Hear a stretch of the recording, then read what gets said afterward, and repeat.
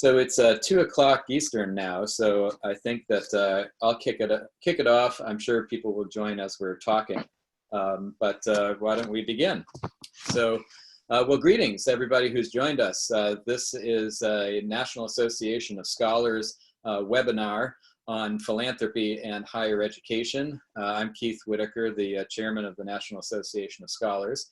And I'm going to kick it off here with a few comments, and then I'm going to introduce our panelists, and we can go right into their thoughts. So I think most people who are calling in probably know that higher education is, of course, NAS's central focus. And we focus on higher education because we see its traditional purpose, the formation of character and the pursuit of truth, as good in itself. But we also recognize that what goes on in the university doesn't necessarily stay in the university. And of course, the left recognizes this too, which is why it has fought long and hard to establish its orthodoxy in the academy, often with significant support from progressive philanthropy. At the same time, campus radicals have also sought to pull down the walls between the university and the rest of society. And is in so many areas of our life right now, the COVID crisis has really only accelerated this trend. Now, I have in mind here not only the fact, which the last few months have proven, that it's possible to get a college education of sorts from your living room. Really, what I'm thinking more broadly is the left's use of the academy as a blueprint for the rest of society. And if you'll indulge me, I'll just share my thoughts on this for a moment, that really this blueprint really tracks the three main constituents of the academy, the faculty, the students, and administrators. So outside the academy, the analog for our faculty are, of course, the experts. And the experts made their appearance well over a century ago in public administration, and then they've proliferated since in foreign policy, urban planning, environmental policy, so forth. Obviously, most recently, they really reigned supreme in public health. And the experts' advice and their power rests upon their educational credentials and their connection to higher education. And they have exerted their power over our persons, our pursuit, and our property lately with almost no legislative or executive or judicial debate, even though that counsel has often proven inept or even counterproductive. The students have an analog in our society, in the left's blueprint for our society, in the mob. And this is not much of a leap, since many students are, of course, indoctrinated into the Church of Social Justice, which disdains democratic procedure and law. Here in the United States, most currently, the mob has been raging against structural racism. Elsewhere, it rages against colonialism, or at least the last vestiges of colonialism. But whatever the outrage du jour, the point is the same: to destroy the last remnants of Western civilization. And in this work, the actual mob, of course, is joined by a digital mob. The actual mob handles the business of destroying stores, property, occupying public spaces, toppling statues, defacing monuments. The digital mob, of course, applauds these things and savages anyone who doesn't join in the applause. Now, finally, the third element of this blueprint is the administration. And no university would be what it is without administration, and likewise for society. This administration has suffused our K-12 system, journalism, entertainment, sports, and even big business, all of which now have their various pangendrums of diversity, inclusion, and equity. And like their models in academia, our administrators enforce orthodoxy through policing speech. So they anathematize regressive voices, as they're called, and require confession of sin, such as white guilt, or confessions of faith, such as Black Lives Matter. In short, we are all evergreen state now, except with this difference: if you don't like it, you can't transfer. Now, this entire social scene is NAS's concern. But for today, we're going to return to NAS's traditional focus, the left's original outpost, now its citadel, the university itself. In particular, we're going to learn what, if anything, conservative philanthropists and faculty members might do to reclaim this citadel. Now, the world of philanthropy abounds with contradictions and absurdities, much like the whole of human life. For example, many philanthropists consider themselves good liberals, yet aim at structural change through undemocratic means supported by vastly concentrated financial wealth. Donors who earned their wealth through private enterprise, made possible by a system of individual rights and law, often support programs whose goal is to overthrow that system. Many conservatives feel pretty queasy about philanthropy, as distinct in this case from charity, and rightly disgusted at higher ed, which makes effective conservative philanthropy in this field a very rare thing indeed. However, conservative philanthropy has a crucial role to play in higher education, and not only as a reaction to the left. The traditional attraction of higher education to philanthropists is that it is about promoting excellence rather than remediating deficiencies. Food or shelter or health, all these things are obviously crucial to living. But higher education is about living well, about developing the human mind and human heart to their highest potentials. Has higher education lived up to this promise? Are we not just more comfortable and longer lived, but more intelligent, more serious, kinder, less inclined to vulgarity and cruelty and violence? If not, then I think this is an opening for truly conservative philanthropy, to arrest further decline and to return to a better, more solid ground in pursuing human excellence. So to help us assess what is to be done, what has worked, what hasn't worked, what might be learned from the success of progressive philanthropy in higher education, we have two deeply experienced panelists with us. I'm going to introduce them briefly in the order in which they're going to speak to you. Each of our panelists will share his thoughts for about 10 minutes or so, and then we should have plenty of time for Q&A. And I want to mention to you that we do have, through Zoom, the Q&A button down there. So if you have questions as we go along, please submit them through that. I'll keep an eye on that so that I can try to synthesize questions or share individual questions with our panelists. So please feel free to add your questions as we go along. So first, we're going to hear from Dan Schmidt. And Dan spent over 30 years at the Lyndon Harry Bradley Foundation in Milwaukee, from which he retired in 2017 as its vice president for program. While at Bradley, Dan held pretty much every possible position: program officer, senior program officer, vice president for operations, executive vice president, and chief operating officer, and acting president. Before joining Bradley, Dan was an assistant to the vice president for academic affairs at Marquette University, where he earned his PhD in history. And then after Dan, we're going to hear from Scott Walter. Scott is the president of the Capital Research Center, which bills itself as America's investigative think tank and reports particularly on the intersection of nonprofits and political advocacy. Scott served in the George W. Bush administration as special assistant to the president for domestic policy and was vice president for publications and research at the Philanthropy Roundtable, where, among many greater accomplishments, he was kind enough many years ago to publish articles by even such a philanthropic neophyte as yours truly. A native of Knoxville, Tennessee, Scott graduated from Georgetown. So I want to thank, first of all, Dan and Scott for joining us today and sharing their thoughts with all of us. And now I will turn it over to Dan. Thank you. Well, thanks very much. As you were going through my inventory, in terms of my biography, I can't say that many memories were flooding, but there were some memories flooding through my circuits, and most of them having to do with a lot of the content of your introduction, and of course you introducing as the chairman, of course, also brings back some memories, because I think it was in our first several years of grant making that the National Association of Scholars, led by Peter Balch, later Peter Woods, and people like yourself, we saw that opportunity, and though in that year, not to stray too far, but I think this does speak to grant making as we approached it in higher education and in other fields as well.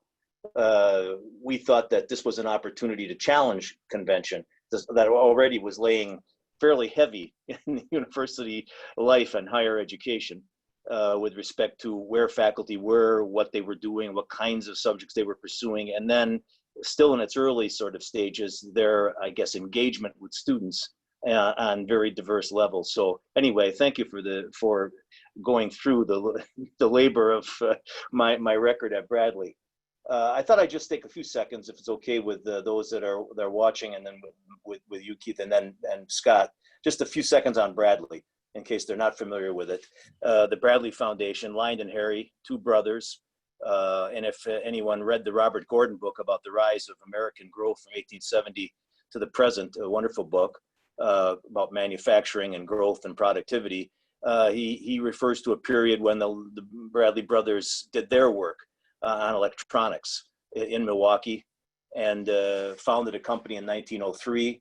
And that company existed until 1984, when it was bid for by Siemens and Rockwell, with Rockwell winning out in the electric business. So two boy inventors who worked on electricity and who built the fortune. And in your remarks, you referred to that sort of thing with a few phrases as to conservatives and sometimes how they get to philanthropy one way or another, but some of that was off of that productivity, early part of the 20th century. So our first CEO was Mike Joyce, who may be known to some of you in the audience with us today. He was the CEO at the time. He decided to come to Bradley in 1984 when the company was sold. He joined in 1985 as the CEO of Bradley. He had served from 79 to 85 as the CEO and president of the Olin Foundation in New York City. So we had from the get-go a very professional, knowledgeable, and what we can say a warrior when it comes to the world of ideas. Mike built the program from that. I was one of two principal program officers with a junior program officer that started in our first real genuine meeting of grants. I can still remember the book of about 120 grants that we got flying off the ground at that time. And as was reported in my bio, I was there till 2017. So I thought I'd just take a few seconds to talk a little bit about Bradley's grant making.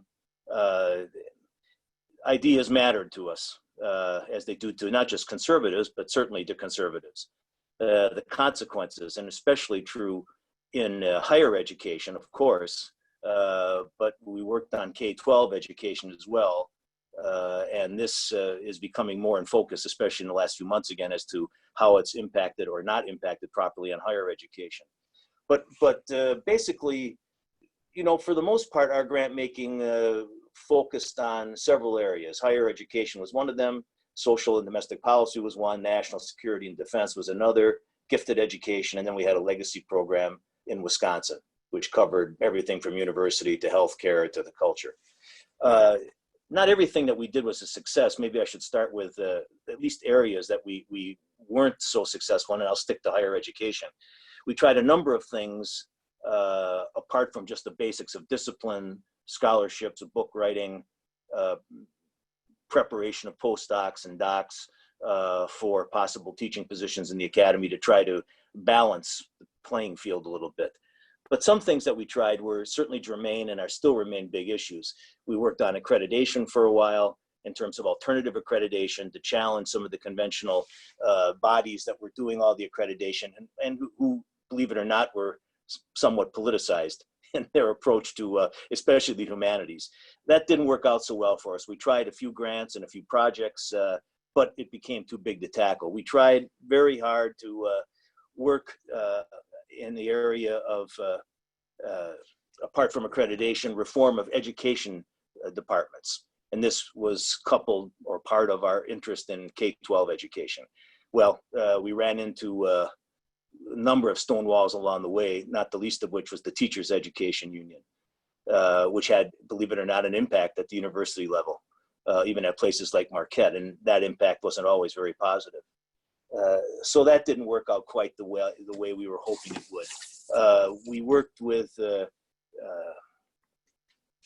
online courses for a bit. People came to us, this is a little bit later, and speaking about, as you were in your opening remarks, about sort of what we've been in the last 6 or 7 months. People came to us with ideas for online universities, maybe 10 years ago. And the directors just couldn't wrap their hands around it. They certainly understood what the value could be as a marketing tool and as an educational opportunity.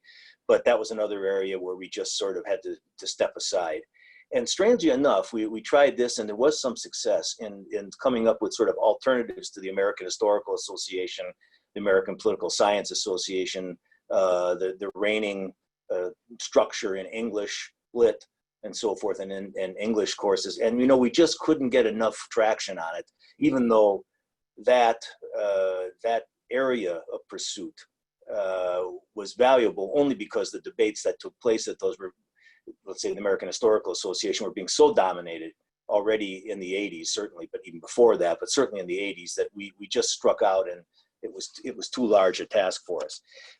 Let me jump to the second area, that what we actually did, and this will, I think, pertain to our topic today, even though it's conservative and very expected, and that's something, again, you mentioned in your earlier remarks, introductory remarks, the sort of traditional way that what conservative philanthropy was done in universities. That is work with faculty. And for us, we had something called the Bradley Fellowship Program, which at the beginning, when we started very early on, 86, 87, I think comprised about 25 professors. And a lot of names, some of you would recognize. The youngers in the audience may not, other than reading some of their books, but a sort of who's who, an honor roll, a hall of fame of conservative faculty who held on to positions, whether it was Cornell or Harvard or Chicago or other places, but held on in some ways is a good way to describe it. So they were individuals we identified that we wanted to get at the time. I think it was a $25,000 grant, modest, for doc and postdoc students. Again, the high idea here, as you can well imagine, or if you already know such a program, if not the Bradley, other such programs, was a way of trying to get people credentialed, obviously, to enter the faculty life. Now, there are such things as deans and chairmen of departments and hiring committees and faculty senates. And so there is a little bit of unpacking to do. But what we really were religious on, and we understood the daunting task, but we understood the quality of the people, we understood the quality of the students that were working with their mentor on the postdoc or doc level. But what we wanted to avoid was something else, the students, the faculty, the administration, and that was to avoid paying anything overhead. So like Lynd and Harry Bradley, who saved every penny to get their little shop going on electricity and electronics, we refused to pay any overhead. So at that time, I think I was a program officer moving up to senior, and there were a few verbal tussles over the phone with administrators, grant specialists and development people and so forth. But, we pretty well were able to stick to the script and avoided overhead. More, I think, out of principle than that we could not afford overhead, but that we wanted these professors to be somewhat special because they already were special in terms of the research and teaching they were doing. So that program turned out to be very successful for us and put a lot of students, well, not as many as we hoped in the university life, but a number of them went on to government jobs and became very well-known and influential people in both public and private life.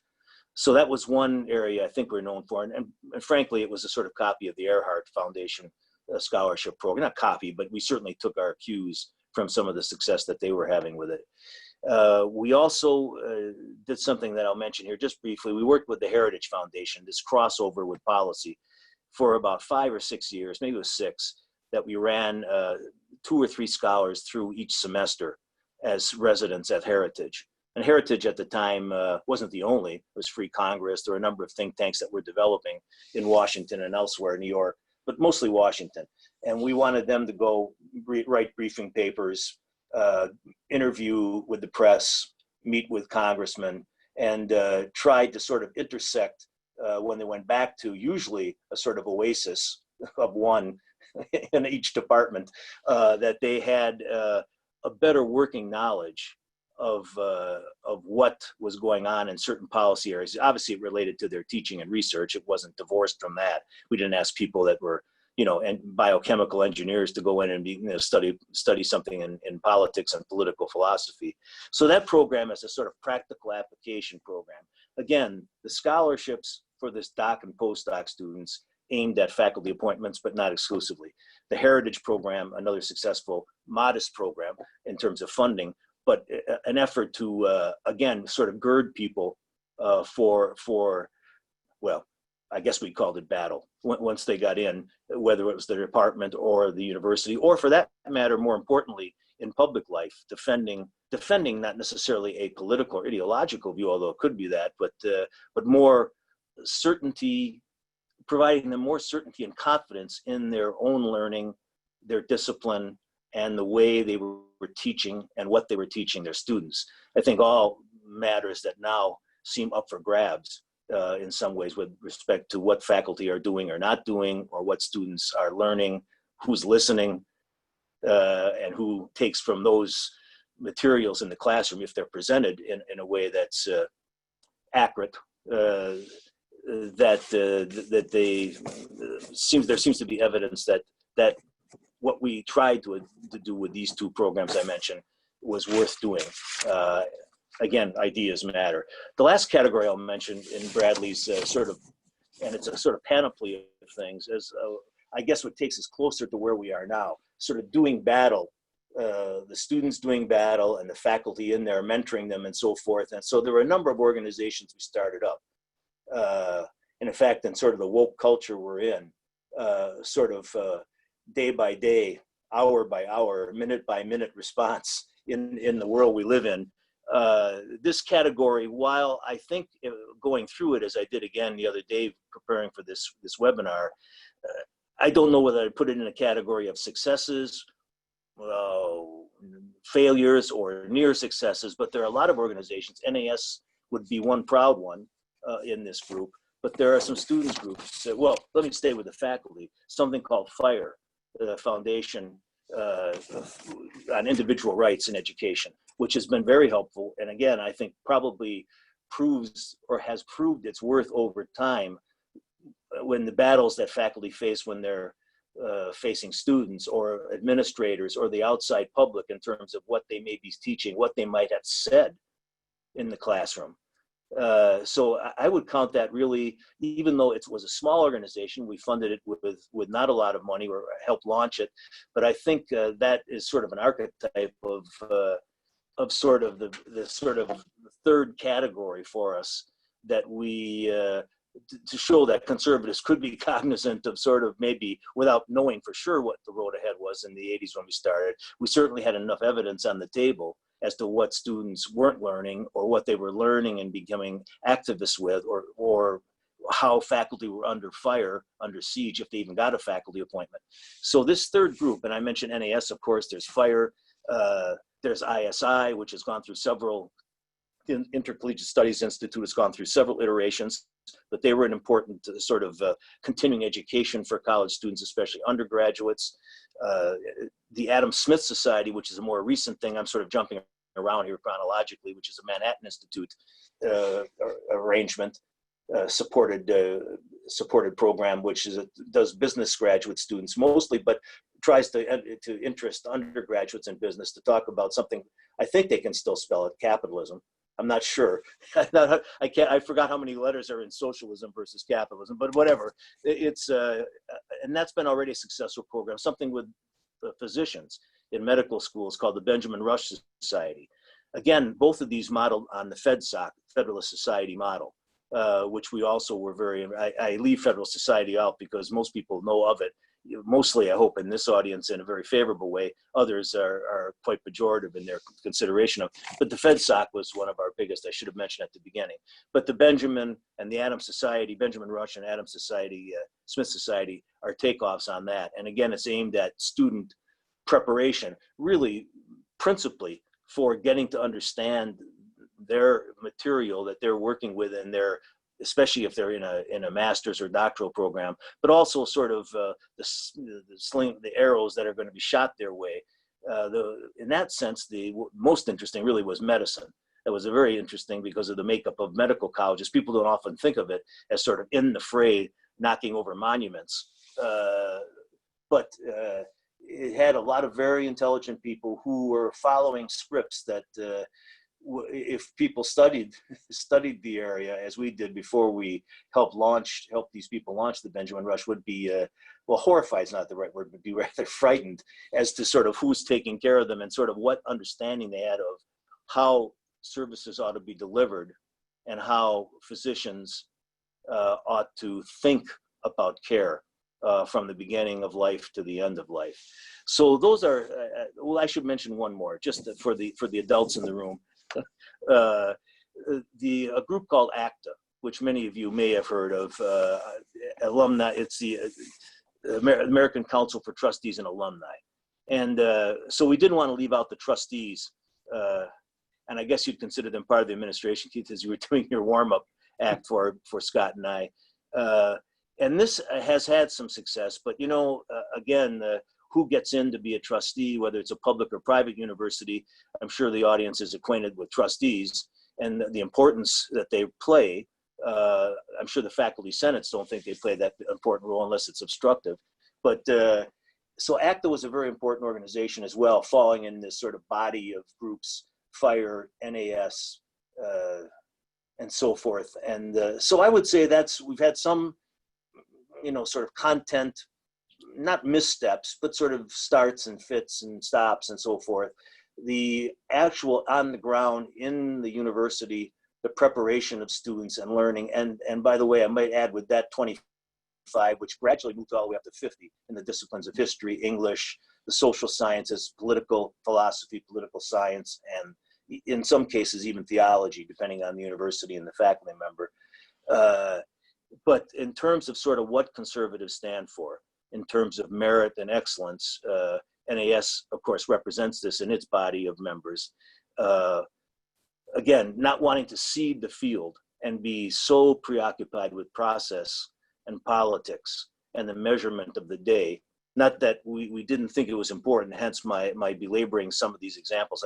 Sorry if I did that for you, but to show that we had a selection of weapons in the quiver, that we were mindful of the growing difficulties from our launch in 85, 86 to when Mike Joyce left in 2001 and that was succeeded by others, to where we are now, Robbie George, for example, on our board, starting the Madison Center enterprise and so forth, the sort of monastic outside, but with the aim, of course, of moving people to faculty lines and so forth. So we tried a number of different things, but always, I think, uppermost in our directors' minds, which was really a sort of legacy, distant though it was from the founders, about hard work, enterprise, faithfulness to those who use their products, and the importance of excellence and merit. And in that sense, I think Bradley did contribute. And in many ways, I noticed in the materials sent forward describing the webinar, to talk about what we can learn from progressives. We like to think actually the progressive foundations, donors, foundations, and other sources of revenues copied the conservatives a bit on our understanding of sort of this tripartite arrangement we had: excellence in the classroom, telling the truth, being prepared to have institutions, organizations, modestly funded in many cases, with hardworking people that can make a difference on the field of battle. So we like to think that while we weren't perfect at Bradley or Olin or SCAFE or some of the other foundations, institutional foundations, apart from individual donors, that they learned a lot from us. And in many ways, just to wrap up my remarks, hopefully the questions will direct, and NAS represents this, that we know what to do other than just be antiquarians. We understand the stakes involved here, as Keith mentioned, and that's Western Civ, our country and the American experience. And so we like to think they plagiarized us. So with that, I hope I didn't go on too long, so I apologize, but that may give you a little snapshot of Bradley, a little bit of our sort of metaphysics, and also our appreciation for people like yourself and all those who have walked through the membership halls of NAS. Well, thank you so much, Dan. I mean, it is a truism of war that your enemy always learns from you. And so I'm a little sorry you did such a good job that the progressives have learned so much from it. But it is also important for an after-action review that you tell the truth about what worked and what didn't work. And so really appreciate your sharing your thoughts on some of the things that didn't work out for Bradley. And then emphasizing these three areas of the faculty support, girding the faculty through the crossover with policymakers, and then also I may put it as the ecology of outside organizations that you help fund. So thank you for that overview of several decades of work. So at this point, I will hand it over to Scott. I just want to remind everybody who's listening to, please share your questions. Some of you have already started to do that, so please share your questions as we go along, and I will try to make sure that we add those if they have not been answered by our panelists. So Scott, over to you. Thanks so much, Keith. I'm tempted to comment on you and my good friend Dan's talking about truth. I mean, I'm so old, I can remember when there was no truth. Relativism was the great love when I went to college in the 80s. And now apparently all truth is contained in, 2 hashtags, maybe 3? Anyway, let me make one brag as well about Capital Research Center that's appropriate in this context, and that is that we financed Dennis Prager and Adam Carolla's film, No Safe Spaces, that came out last year. And now its things are so pathetic that Walmart is currently refusing to stock the DVD. So who knows what 20-something with a nose ring made that decision, but I'm sure he's a college graduate, whoever did it. Anyway, I especially want to, you mentioned I worked for some years at the Philanthropy Roundtable, which is essentially a trade group for conservative donors. So even though some of my best friends are professors, I want to especially think about the donor side of this too. And it seems to me, for a donor, it starts with 2 questions.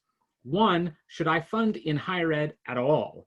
And my answer would be absolutely yes, but you ought to recognize immediately it's going to be very hard. The odds are against you. You have to fight very hard and very smart. Now, the fighting hard part is that you should expect horrible criticism. And in fact, if you're not being criticized, even defamed, you can be sure you haven't accomplished much. The left is very good about that. And then on the fighting smart side, you have to have Sherpas, that you have to have guides who will help you navigate the minefields of academe.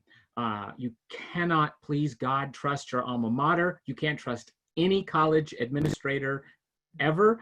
Would be my first rule of thumb. You need people like the National Association of Scholars or Fred Franson at donoradvising.com and others with real experience to navigate this. And by the way, it's true on the flip side. If you're a professor who wants to try to do something good at your institution, you probably are not expert in navigating the minefields of philanthropy. So you too will need somebody, a go-between like that.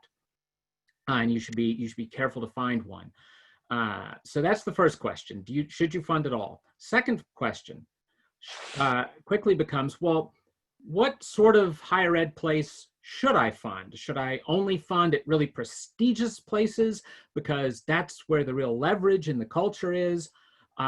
Or on the other hand, should I despair of Harvard and Yale and Chicago and the like, and instead only fund at safe places, something like a Hillsdale or University of Dallas or Grove City or something like that?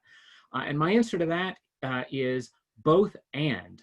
I'll go into some suggested models you can follow, but I think neither type of place should be written off. Some people think it's worthless to, a place like Hillsdale is already conservative. Why do I bother?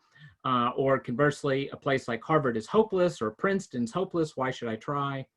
I think you can do good in both types of institutions. But at this point, though, I want to make a corollary about funding. On the one hand, I want to encourage donors to fund in higher ed, but I absolutely don't want donors to simply think 4-year liberal arts schools, whether it's Hillsdale or Harvard. In our streets and in our horrific government-run grade schools, we see just what the true fruits of the poison in higher ed have produced. We are not going to improve higher ed or the country without major disruptions in the higher ed world. So you should fund college, but you should also fund anti-college, as it were. And by that, I mean things like you can assist with free or inexpensive online courses. Obviously, Hillsdale has literally millions of people watching its courses for free. You also have places like MIT producing hard science courses for free online. That kind of thing is devastating to a lot of schools because it makes them less and less necessary. They're already having funding disasters between COVID and the demographic collapse of school-age population. And I'm sorry about that. I'm sure people who are on this call right now are going to have, their colleges are going to be shut down in 5 or 10 years just from lack of money, if nothing else. And that's sad, but again, without major disruption in the system, we're never going to make things better. Another area you can fund or encourage is community colleges. They're not necessarily wonderful. They vary a lot in quality, but lots of them are relatively good for just labor force training work. Now, that's not the exalted liberal arts education that some people want to pursue, but then of course, places like Harvard have virtually no exalted liberal arts education anymore. They just have the indoctrination. So between Harvard indoctrination and a Penn State place teaching you how to get into the fracking industry, your soul, your intellect are safer fracking. Another alternative to college that you can, donors can be helping with is certification reform. So, you know, for lots of careers, people can just get certified one way or another on whether they go to their local library, whether they do online courses. That too will weaken the hold of the colossus that is American higher ed today. And again, I love true liberal arts education. I received one. That's how old I am. It was possible. And a few places still provide it. But that can't be the only thing a donor thinks about. Now, I promised you a few examples of great models in the past that have disrupted higher ed usefully. One would be the law and economics centers, which are mainly done at law schools and mainly done by the John M. Olin Foundation of happy memory. They spent themselves out of business because that's what their donor wanted. He didn't want it to last forever for fear it would go bad, quite reasonable. These basically were set up at law schools, and everything from not particularly prestigious law schools like George Mason's to very prestigious law schools like Harvard and Yale and Stanford. And basically, they just taught Econ 101 to lawyers. Now, again, that's not the highest form of education, but the value there is it's very hard to be a utopian idiot if you're forced to think seriously about economics, because economics is not utopian. Another great model, the Federalist Society, Dan mentioned this, the Bradley Foundation, the Olin Foundation helped to launch that. Again, was done at law schools and also beyond higher ed. Also, of course, you have practicing lawyers and judges who are members of FedSoc, Federalist Society. And there now are some efforts to do that in other fields. That's easily one of the most valuable things that's ever been done in higher ed. Irving Kristol, who advised lots of donors and was on foundation boards. Irving Kristol said the single greatest grant the John M. Olin Foundation ever made was for the first FedSoc conference. They didn't even know it was going to become anything. It was just one conference being held at Yale. And then it turned into an institution. My own suggestion, if any donor wants an unusual idea, what the law and econ centers did for law schools, I think a great possibility for doing something similar for undergraduates would be centers that teach military history. Basically think cloning Victor Davis Hanson and sticking him in schools around the country. Obviously there'd be uproar, but again, you have to be ready for criticism. But again, just as economics teaches us that the world is never going to be utopian, military history teaches us that the world is never utopian. I think that would be a valuable way to push back against utopian idiocy, and I think it would be popular. It's inherently exciting to learn about military history. Another model, and Dan mentioned this one, Robbie George's Madison Center at the Princeton has been a spectacular success. And there have been efforts to clone that at quite a number of other schools. It is inherently tricky because, to put it crudely, Robbie is a freak, which is to say, Robbie is both a brilliant professor and also a brilliant fundraiser and manager to operate something like that. It is very, very hard to find people who have both those skill sets. Most businessmen who are successful would not be brilliant professors, and most brilliant professors are not going to be great fundraisers and managers. So you have to keep that in mind when you're trying to do something like that. But again, I just want to end by urging people, both the professors themselves and the donors, you have to find each other. You have to find ways to navigate these very tricky terrains in both philanthropy and higher ed to succeed. I'm going to send some links to the folks at NAS where you can learn more about some of the examples I gave, like the Law and Econ Centers and Federalist Society and whatnot. You know, we should never surrender, but we should be very sober about just what terrible odds we all face. Well, thank you, Scott, for ending on that sobering note, but preceding it with so many wonderful examples of success. So I've got a wonderful list of questions that people have been submitting, so I want to jump right into some of those. So both of you brought up the Federalist Society. And so one of the questions was really, what more can we learn from that example, either as faculty members, as donors, and so forth? Maybe each of you could share a little bit more on that as to what you'd say we could learn now from the success that Federalist Society has had at really being part of the national conversation and the process of not only creating lawyers, but confirming judges and so forth. So Scott, why don't I go back to you first and then to Dan on that?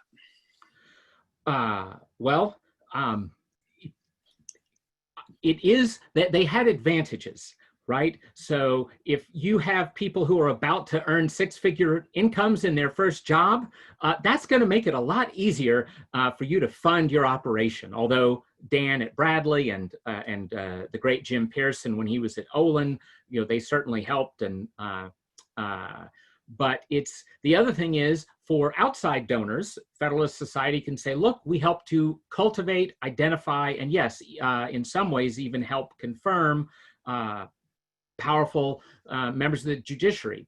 That's not so easy if you're talking about Renaissance poetry. So, you know, not everybody's going to be as lucky. But I will say that one of the great things that is key to the success, though, is there are all kinds of hard left members of law school faculties and legal battlers, warriors, who have gone to FedSoc meetings because guess what? They actually have vigorous debate. You know, they aren't all boring and one-sided and everybody terrified that I'm going to get in trouble if I say the wrong thing, which makes most of academia so miserable today.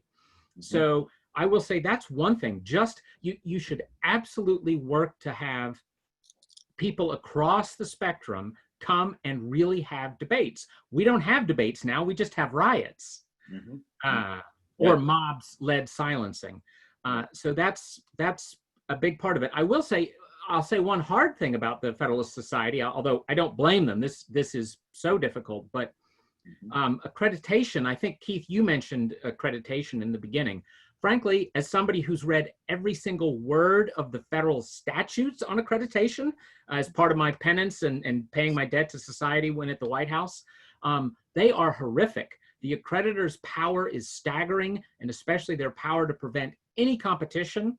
And it's even worse in the law because most states will not admit you to the bar unless you come from an ABA accredited law school, which means that some other accreditor trying to pop up would have a horrific task doing it. But I would love to see FedSoc somehow help to bring about a competitive law school accreditor, because All the accreditors are run by hard lefties. The ABA is probably just about the worst in the whole country. There are lots and lots of different accreditors, of course, in different fields.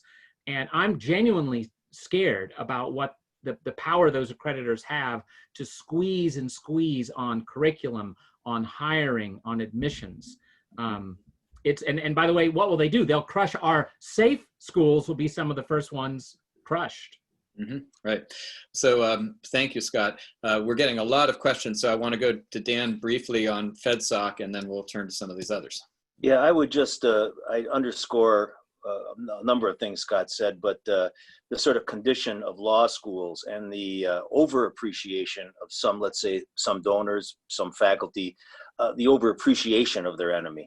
I think Scott put his finger on it. There was a lot of dead brain cells that people wanted to awake in a law school, even though they thought there was some conversion opportunities at the baptismal well for the right.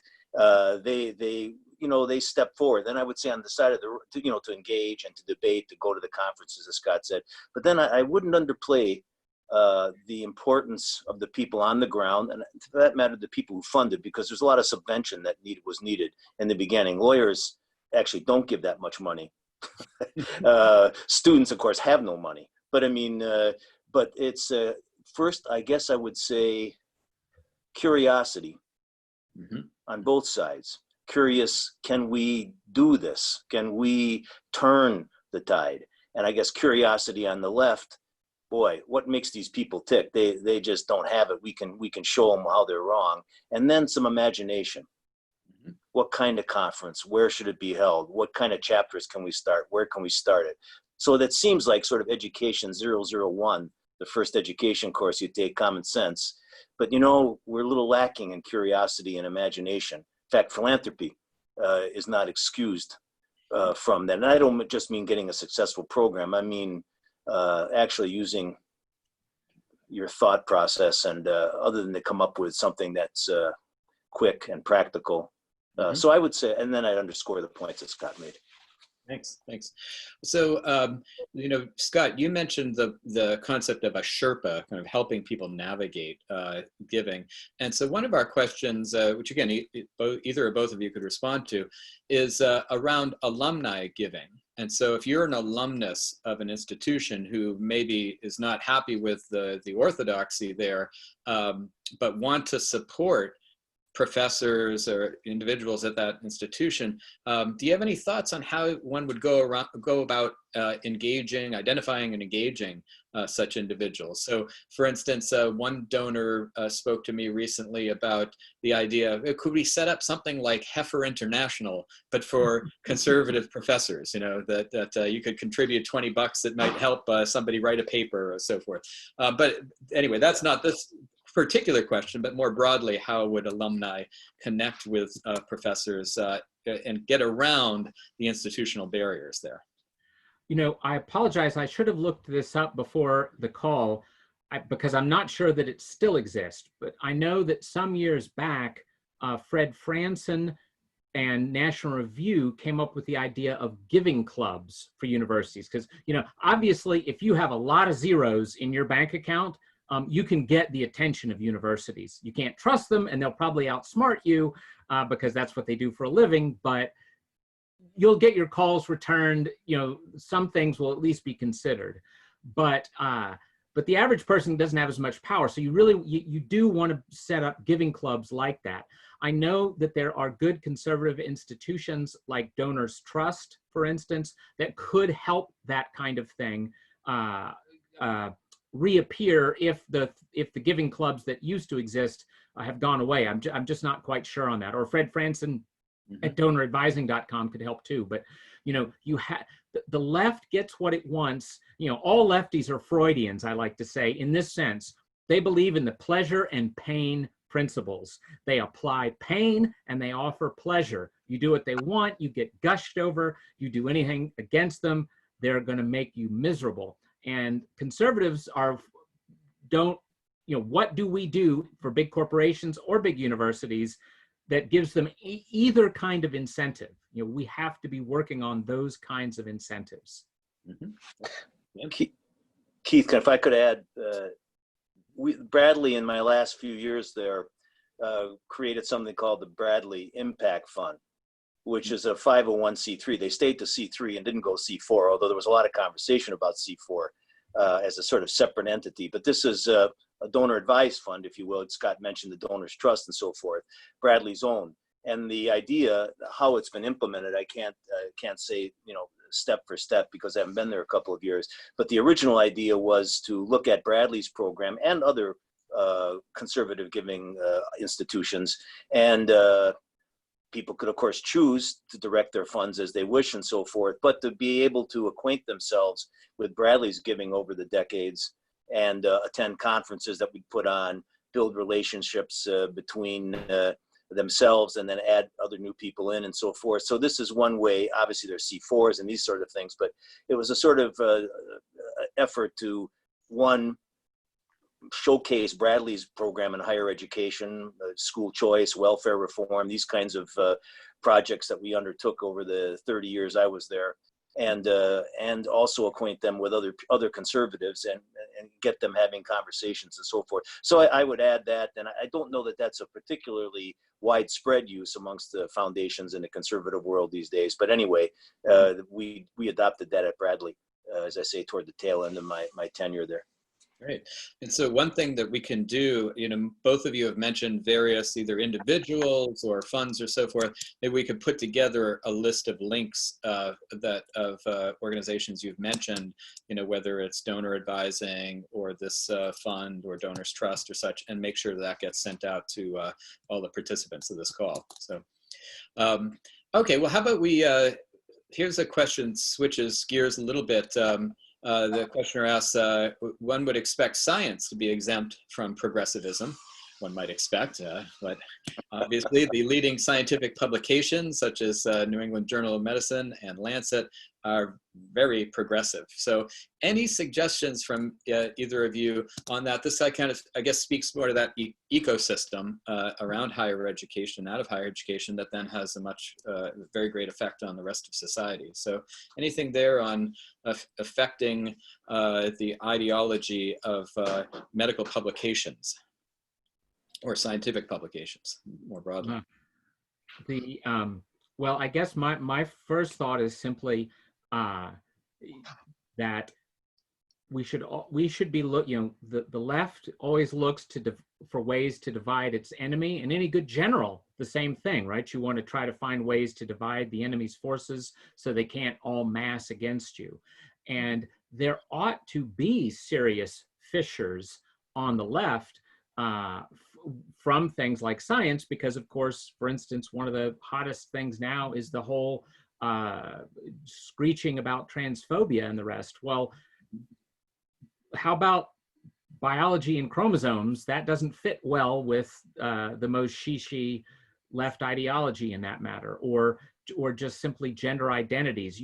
Judith Butler, who invented the 50-some Facebook genders, essentially, in her book, we have a video on that too, explicitly rejects all science because she realized, well, that isn't going to help me. That's just going to make a mess of what I'm trying to do here. So the more we can try to force that kind of thing, but unfortunately, as I say, I'm sure the average science professor is terrified about what would happen to him if he did say anything about this. Mm-hmm. Well, this is a difficult problem. I mentioned the Benjamin Rush Society. So getting at medical students, a lot of that had to do with public policy in the healthcare area and was not unrelated to the whole conversation about the single payer, Obamacare, all these sort of things. So that had a more practical policy. We did some work with people like Leon Cass, and of course, Robbie George was on that, on the bioethics side of things. So that led to, again, I can't sort of list this as a sort of large scale effort that we did, but we found some support for people who were not doing their work on that committee, but when they came off in terms of publications and the teaching they were doing in the classroom. I'm thinking of Cass and Robbie in particular, but there were others that we got involved with. I mean, we had some sort of fragility with respect to some of this at the intersection of science and life issues and so forth. So, you know, there's always, even at foundations, which are sort of bold and curious and have imagination, sometimes you have strictures, you know, either from the people sitting on the board already or other sorts of factors. But this is an interesting problem. I guess where we sort of touched on it more substantively, or at least with some additional resources, was in the environmental conversations. So we were looking for individual researchers or think tanks that were working on the environmental issue, and we tried to promote them along the lines of sort of doing the science work if it made sense. If the institution couldn't do it, they didn't have the capacity there or the people to do it. Obviously, we're not going to push them in that direction.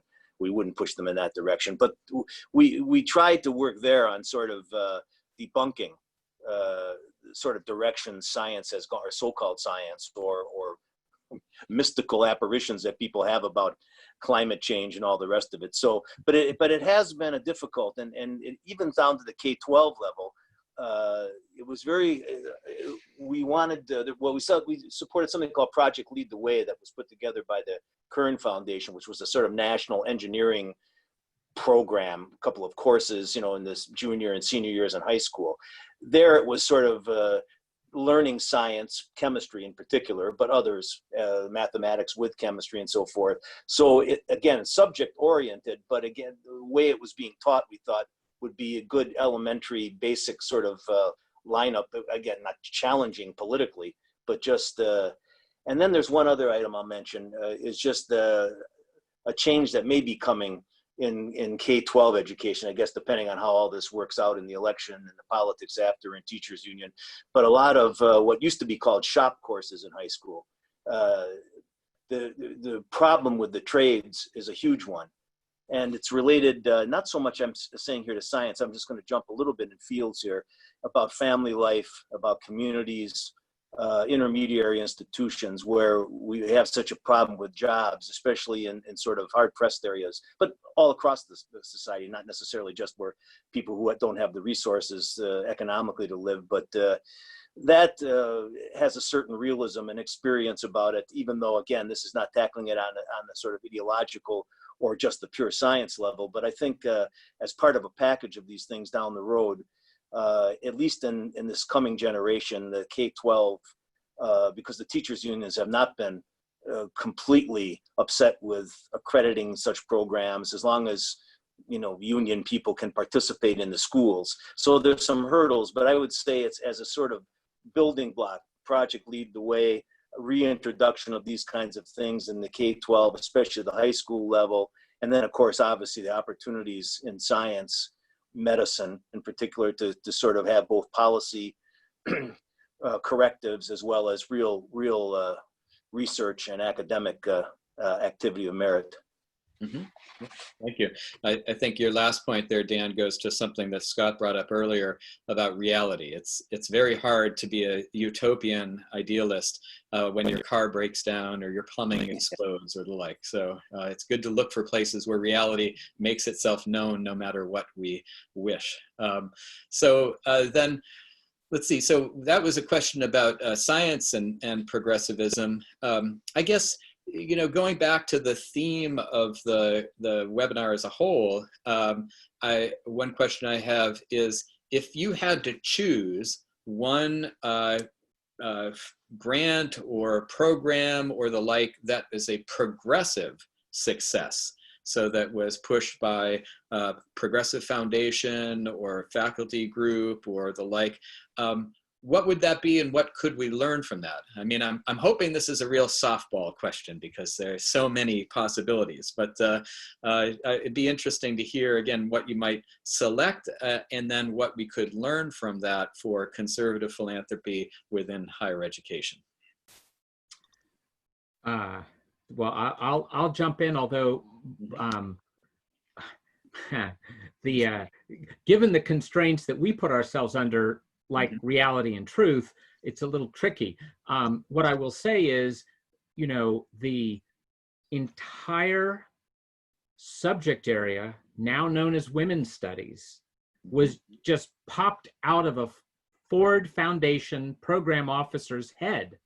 The first such thing was Black Studies, which was first pioneered at Cornell And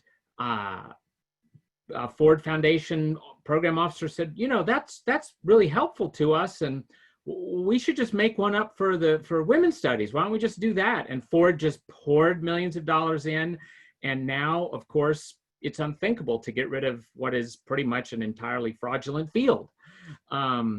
So I don't know that we don't get to make up whole new aspects of reality or pseudo reality like that. So it's not as easy. But I mean, so obviously that's then spawned endless other entities.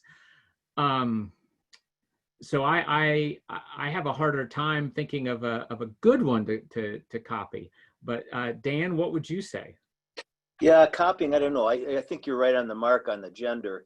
Of course, if you go to, let's say, the field of history in particular, the sort of dividing up the world as a colonial and sort of going to Franz Fanon and all the rest and describing the universe in these deconstructed terms, as opposed to understanding political economy and history and geography. They have been very successful at the university level selling, as you just pointed out in the gender, this actually a sort of approach of sovereignty, almost a sort of nationalism in a way, but really selling it as a global. So all these global, and I can give you actually I don't know the current state of it, but when the McDonald, I think it was when Ray Kroc passed away, they gave a shipload of golden coins to Notre Dame to set up a social justice program. And I would say if there was something that progressives have done well, I'm thinking now of a Daniel Mahoney book on the sort of icon of mercy and social justice. The reference point there is particularly the Catholic Church, but it cuts across secular society. I would say these social justice programs, and they come in all kinds of different varieties, not unlike the gender or the area studies programs. But I think watching the last couple of weeks unfold, or really since the pandemic began, the sort of intersection of medicine and social justice. And hence, I'll go back to the Benjamin Rush Society, where people come in sort of, I can't say unform the young people into medical school, but obviously they're focused on what it costs and how many hours they're going to spend fixing people's tonsils and emergency room things.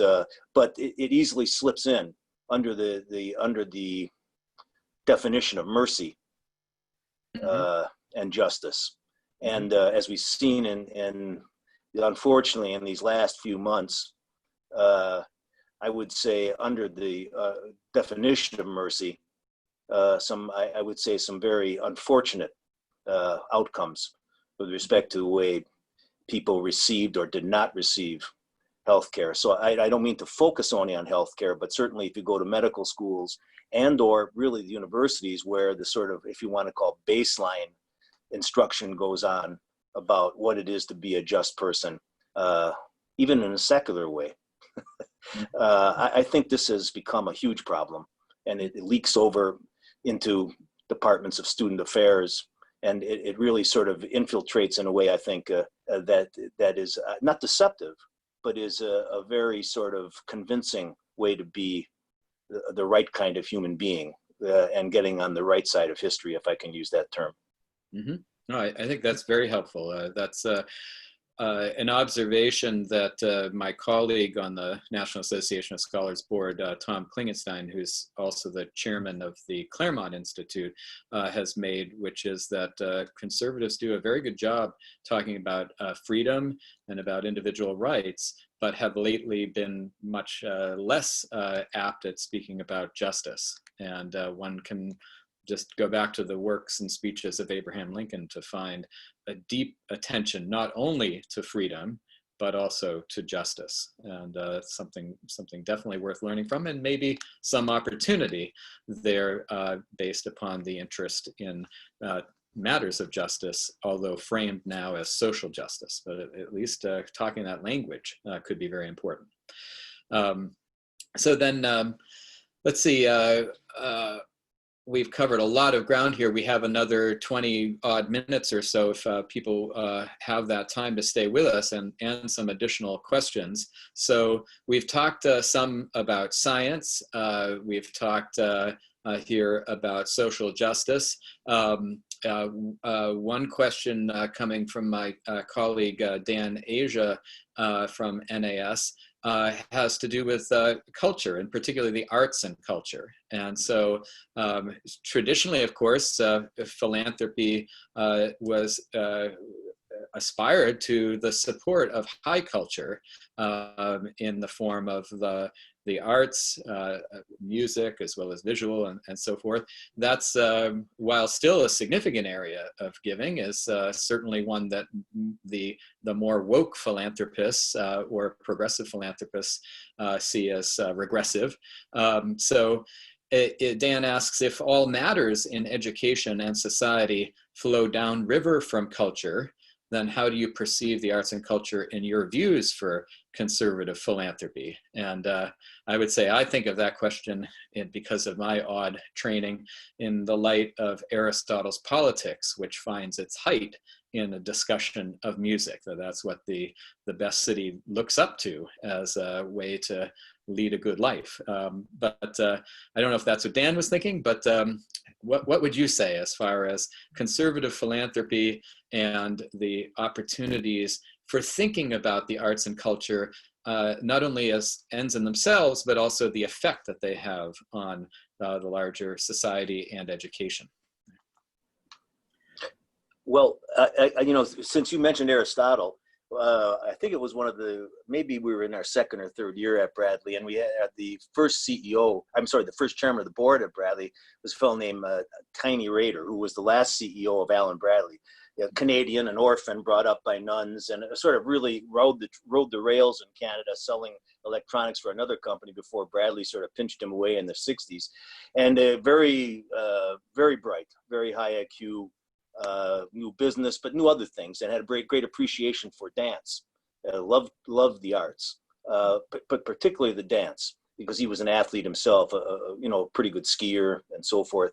But we were doing, I think, some Straussian riffs there, some grantees and so forth. And I think a couple sessions in a row, a couple of meetings in a row, we had some works, book projects and center research projects on Aristotle and Plato and the classics. And he said at one point, after looking at the proposal and passing on it positively, he said, I guess we need another book on Aristotle. It's sort of the Chinese water torture, so, but he appreciated the arts and culture. Actually, Mike Joyce, who our first CEO and president, was very interested in the NEA, and because of some of the battles in the 80s over funding of certain exhibitions and all the rest, and when he got to Milwaukee from the Olin Foundation, we were supporting the arts, of course, in Milwaukee. All I think maybe $1.5 million a year to 10 groups, but we had sort of collection agencies. The United Performing Arts Center being the principal one. And so we ended up putting together a commission, which had a fellow named Sam Lippman on, dear departed, from New York City, and himself a concert pianist, and Hilton Kramer was on it. And so a number of really interesting people from across. And what they were looking at wasn't so much the content of the performances, the presentation of the art form, but really the funding piece. So we didn't want to have Jack Lang in France, where we had Milwaukee with its cultural funding from the government, for obvious reasons, apart from just the mechanism of the funding. So we ended up producing a report where we went back, I guess Mike, who was not a medieval historian or a Renaissance historian, went back to the Medici, saying, well, those who want to support the arts should support it, and we shouldn't be putting on sales taxes and all the rest. So in a way, I know I'm describing it in too base of terms, but because we weren't, certainly Mike wasn't absent the knowledge of or understanding the importance of the aesthetic piece of this as it relates to not just the art itself and performance, but the community and its standards or lack of standards and so forth. But it was an interesting commission. It was most interesting because of the people and the testimony that was given, because Hilton and Sam went off sort of in their own direction, describing people and sometimes their understanding of what they were doing by funding, the way they were funding the arts, but then there were often critiques. So it had a little bit of New York angle to it. Mhm. So, but yeah, no, for us, it was very important, for conservatives, I think, in general. Obviously, take our symphony, for example, it gets involved in union contract issues and the hall issue and so forth. So you end up, unfortunately, on the local level, oftentimes not being able to just sort of be concerned about who the next musical director, let's say, will be of the symphony. What will his training be? Will he be European? Will he be an Asian? What kind of performances will be put on, or what kind of selections? But these other sort of, I won't call them mundane, they're important matters, the financing of the arts. Mhm. And so that was sort of, I'm leaving out quite a bit, but we were quite engaged in culture and gave into the millions usually every year on the especially Milwaukee art and culture. Right. And your mention of Hilton Kramer makes me think of really one of the most helpful publications in terms of drawing attention to the arts and engaging is our friends at the New Criterion. Right. Which was a grantee of ours for many, many years, and really did some great work. Right. Not every director, though, because we gave subscriptions, found the book, and it wasn't held against them because, of course, they had a vote. Mhm. So, Scott, what would you say on this point that Dan Well, raised? I would say that this is yet another serious deficiency among conservative donors, and that is they tend not to appreciate the obvious truism that politics is downstream from culture. Now, an Aristotelian would talk about how politics affects culture the other direction and all that too, but still, there desperately needs to be funding of the arts, period, by conservatives. And again, I also think this even works in a way as in an undergraduate thing. It is hard to deny the excellence, the virtue, the beauty, the compelling nature of great art. So, and the more that sane, non-leftist academics can pass those things on, the better. I think one person on the call here is Rachel Fulton Brown from Chicago. She teaches medieval history, but she teaches a great deal of it through the glorious beauties of medieval art. And that is compelling to people who never knew that they were remotely open to something as reactionary as medieval Christian thinking. So, these are tremendous weapons that we should be using in this fight and that donors should be funding in this fight. Because it is something the other side, graffiti cannot match Michelangelo. So we should be making use of that and finding ways to highlight that, support it, publicize it. Well, so Keith, can I just add one? Sure. I just add one more or two more comments? One is on sort of practical use of this, and sort of my final days of my ancien regime days. We ran into a little bit difficult with Milwaukee Art Museum, a fine art museum. I mean, it's not the Metropolitan, but very, very good collection over time. They put on an exhibit that the directors did not appreciate. And so we got into we didn't cut funding completely, but we used it as a way of demonstrating not so much just the politics of the exhibit, but also the importance that Scott just referred to in terms of culture. Also, there was a period of time over a few years where we were doing work in Russia, and came to know a composer, but he was really a bishop in the Russian Orthodox Church and was composing music. He was a graduate of the Gnesin. He was, I think, 3 or 4 removed from Shostakovich as a student in terms of line of mentors. And he had just become a bishop, but had gone back to composing.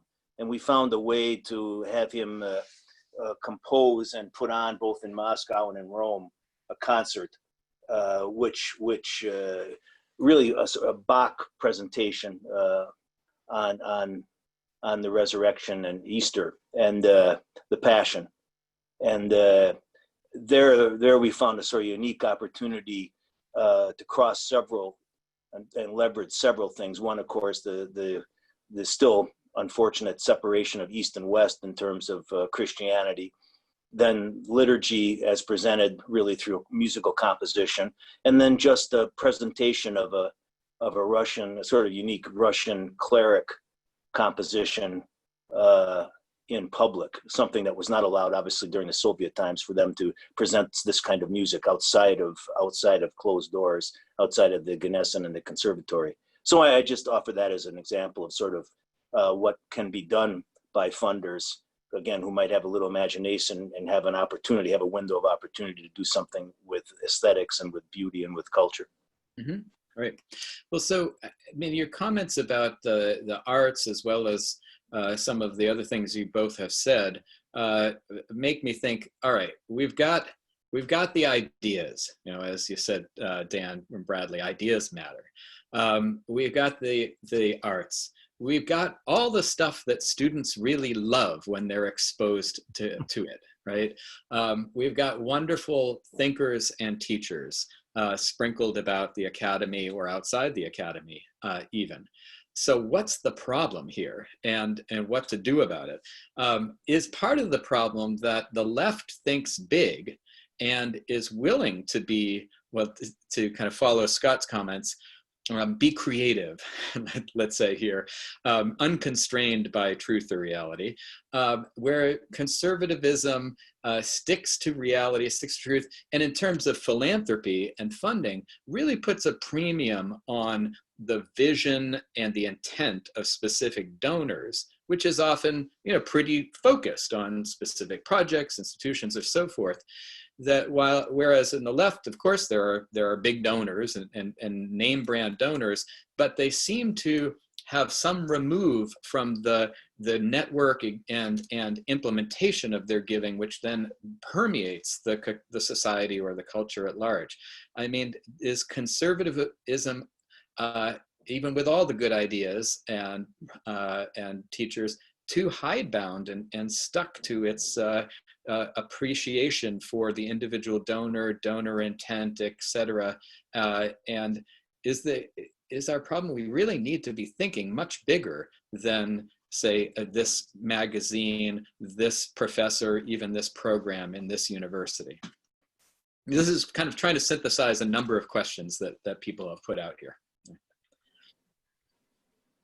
Well, it's a very good thing to ask, although at the same time, I tend to think that, you know, here's the thing. I study, my whole life is studying the left. Capital Research Center does nothing but investigate the left, really. So I can quote you all the horrifying numbers of how much more massive their giving is, and et cetera. And yet they don't always win, right? So if we, who have so many fewer people and so many fewer dollars and so many fewer institutions, don't lose always, then we must be doing something right, because there's so much more bang for the buck, as it were. And so, you know, one spectacular teacher, a Leon Cass, an Ernst Fortin, a Rachel Fulton Brown, you know, these individual teachers really deeply, profoundly inspire others. And so I'm, on the one hand, I also criticize conservative donors for not thinking big enough and imaginatively enough and whatnot. But on the other hand, we work by the special one-to-one thing, as opposed to creating some giant Borg, the way that I'm convinced the Ford Foundation program officers and the Open Society Foundation program officers, you know, aspire to that. So, you know, it's a tricky thing. I mean, you should be innovative. You should think big. You should be bold. But on the other hand, you know, Lenin, I'll just quote Lenin: if you want to start a revolution, start a magazine, right? Yeah. The New Criterion probably does a lot more than 25 incredibly boring, awful, prestigious journals. You know, it is a good question. You remind me, Keith, of one of our original directors. He only stayed with us for 3 years, but he was quite a gentleman. I used to take the minutes for a committee that was composed of this director, a fellow named Angus Deaton, who's become famous as time has gone on with respect to some of the research he's done on social issues and so forth. I think he was at Yale or I guess it was Yale, but anyway, and David Laidler. These two were students of George Stigler. And he was one of our directors at the beginning. And Stigler used to talk about philanthropy as a spark. That's what it was really meant for. Now, igniting the spark, as Scott just described, isn't so easy. And then if you add conservatives in, it makes it even a little bit harder because of all the things you mentioned, donor intent and, all the good things and so forth. But I'll take one of our, I don't want to call it a signature issue, make it sound too proud, but it's certainly something we were known for. And this is this matter of what's called school choice, but it's not really school choice in the sense that it's giving parents, giving families an opportunity, especially families, any family, really, every family should, but sort of the reality of the situation, means tested kind of, those who are poor seem to fit the first tranche best. But we launched that in 86, 87, 88, the early days. And really it was Mike Joyce who was really so instrumental in convincing the conservative business people in town to sort of get behind this idea to take on the teachers union. Now, it's not here, but it hasn't gone away. And so again, I guess I'd come to what Scott was implying and even saying, the measurement of the time here, and even you referred to how long, and we're doing it, and it doesn't seem that the bigness of it, the imagination, it's missing because it's just drags on, and we're sort of doing the same thing. So conservatives, you're right, are sort of working with that. I'm not so sure liberals aren't either. They have these explosions of enthusiasm, sometimes doing more damage than, as we can see, damage than good. But so the measurement of it and the sort of philanthropy of attention, the noise out there with all the media and everything else makes it difficult to make assessments. But there is something about a spark, and I've never quite figured out exactly, because you never gave us a definition of how you could identify the spark, Stigler. But it's a great question, and when you're in philanthropy, you do get the opportunity to try to smell the smoke a little bit of the spark. Because you have some resources, and it's an endowment typically. And so that you have a chance, if you put together the right circumstances, the right people, and the timing is good. But these are sort of reaches that you can't really sort of quantify. Right. So I don't know that I've given you an answer at all, except that people recognize that in philanthropy, you have the opportunity. So apart from just having the right circumstance and the right timing, like for example, we couldn't have done school choice in New York in 1987, 88. That's why Joyce decided you need to come to a place like Wisconsin. So the laboratory was the right size to try something. Yeah. So there's all those things, but I think if you don't put those things together and sort of just become a residential person in conservatism, where you just sort of like the home and cutting the grass and watching television, and don't participate when you think you have the moment, then, and for conservatives, I think this probably is the moment when they see the monuments falling. So, right. Well, that was there couldn't be any more. Yeah. Couldn't be any more time that a spark is, could light the pants leg. Exactly. I think you're right on, Dan, there. And that I was going to mention that particular topic of the monuments. And NAS came out with a statement the middle of this week, criticizing the monument, the iconoclasm that's going on. And really, we did that not only because we think it's important in and of itself, but because our concern is that there has been such silence on this, silence from not just conservatives, but just but the population generally, and even a kind of half-heartedness among conservatives saying, well, don't defend these monuments, don't defend those monuments. You don't want to try that out. And this does strike us at NAS as a spark or as a kind of watershed. And so I would ask and encourage people who are listening to take a look at the NAS statement on the statues and monuments, and where possible in your own laboratories, so to speak, or communities where this is becoming an issue, to put that forward and stand up for a national memory here, because that's what it is. And when that's gone, then we really are in 1984. So I want to wrap up here with just a quick question that was put out to us early in the discussion by one of our new members, who has said he's kind of new to this field. His inbox is now full of solicitations for donations to the point I can't even read them all, much less contribute. This is a critical time. Conservatives need to stay in the game. I have limited time and money.